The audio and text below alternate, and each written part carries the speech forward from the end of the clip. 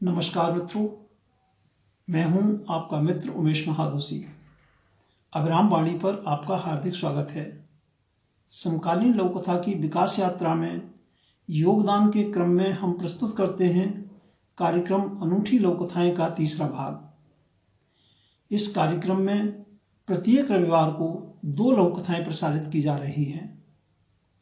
हमारा प्रयास है कि अनूठी लोककथा में अनुभूति की सघनता पाठकों को विशेष रूप से प्रभावित करने की क्षमता रखती हो, या उसके तथ्य में जीवन मूल्यों में हो रहे परिवर्तनों की शाश्वतता को रेखांकित करने की क्षमता हो, या फिर उसका कथ्य अपने समय की जड़ता को चुनौती देने में सक्षम हो। हमारा प्रयास है कि ये लोककथाएं सामान्य पाठक की समझ और उसकी पसंद भी बन सकें। तो प्रस्तुत है कार्यक्रम अनूठी लोककथाएं का तीसरा भाग।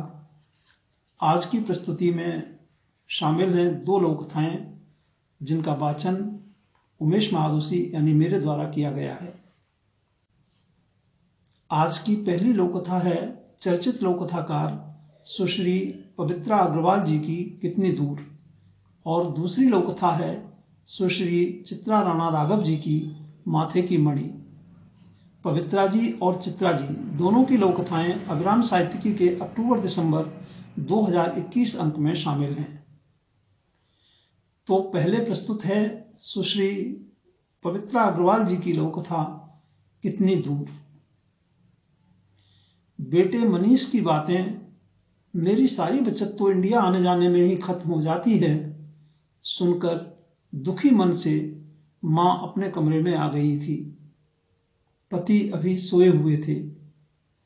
उसे 10 वर्ष पूर्व का वह समय याद आ रहा था जब पहली बार बेटे ने सपरिवार अमेरिका जाने की बात कही थी। वह पूछ नहीं रहा था, बता रहा था कि हम अमेरिका जा रहे हैं। उदास देखकर उसने कहा था, मां आप उदास मत हो, अमेरिका देखने में दूर लगता है पर समय के हिसाब से वह दिल्ली से दूर नहीं है। दिल्ली और अमेरिका की क्या बराबरी है बेटा? बराबरी है मां। यहां से आप ट्रेन से दिल्ली जाती हैं तो 25-26 घंटे से कम नहीं लगते। अमेरिका से आने में भी इससे ज्यादा समय नहीं लगता। वह तब भी बहुत कुछ कहना चाहती थी पर पति ने रोक दिया था। सुनो, अब ज्यादा कुछ कहने को समय नहीं रहा। वह जाने का मन बना चुका है, पूरी तैयारी हो चुकी है, बस टिकट आने बाकी हैं। तुम्हारे कहने से रुकने वाला नहीं है। अच्छा होगा वास्तविकता को पहचानो और उसे स्वीकार कर लो। स्वीकार तो कर ही रही हूं, पर यह भी जानती हूं कि दिल्ली और अमेरिका में एक बहुत बड़ा फर्क है। अमेरिका आने जाने में लाखों लगते हैं। यहां तो कम पैसे हों तो 3 टायर में चले जाओ और इमरजेंसी हो तो प्लेन से 4 घंटे में पहुंच जाओ। वह 2 साल में एक बार आ ही जाता था, पर इस बार जब उसे साल में 3 बार पापा की बीमारी की वजह से आना पड़ गया तो वह परेशान हो उठा। आज उसने खींच भरे स्वर में कह ही दिया, साल भर की मेरी सारी बचत तो यहां आने जाने में ही लग जाती है, बचेगा क्या खाक।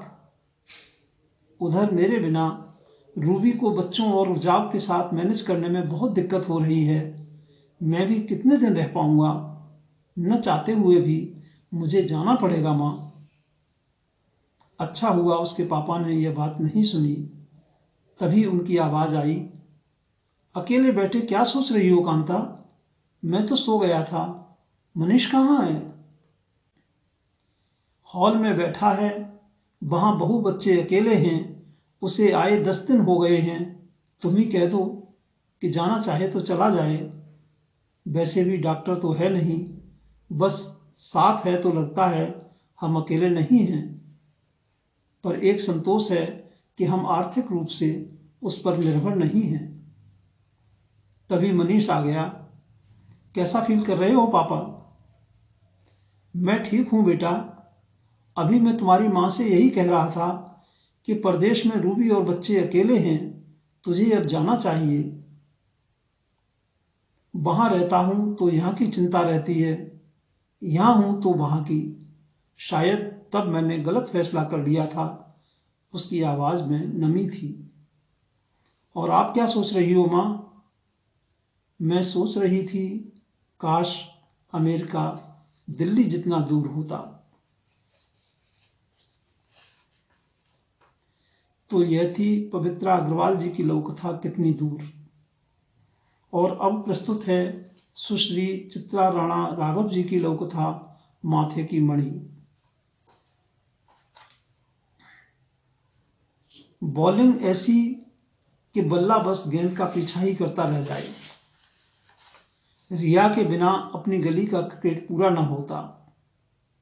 जैसे ही उसका बॉलिंग का नंबर आता, पड़ोस की आंटी अजीब सी भेदी नजरों से उसे ताकती रहती।